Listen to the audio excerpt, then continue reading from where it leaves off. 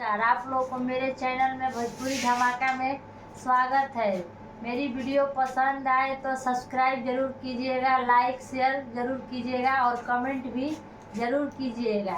आज आप लोगों के सामने फिर से गुजराती गीत लेकर आई हूँ, जिसका तर्ज है पतरे कमरिया जिंदगी भर रही है राजा जी, जो पवन सिंह का है। धन्यवाद।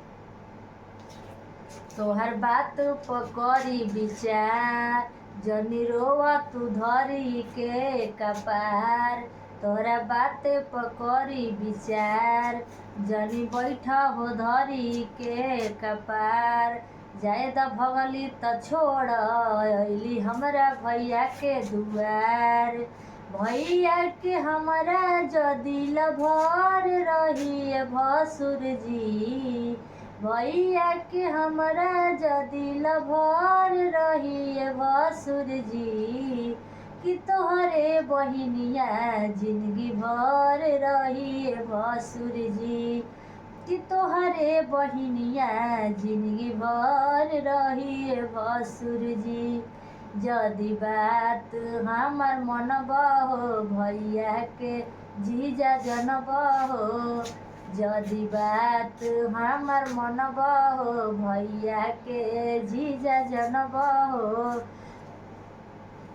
चलेली चल मतवाली नु हो, लगा के ओठलाली नु हो। चलेली चल मतवाली नु हो, लगा के ओठलाली नु हो। चपकल जइसे मोबाइल के कभर रही भसुर जी। चपकल जैसे मोबाइल के कभर रही भसुर जी। कि तोहरे बहिनिया जिंदगी भर रही भसुर जी। कि तोहरे बहिनिया जिंदगी भर रही भसुर जी।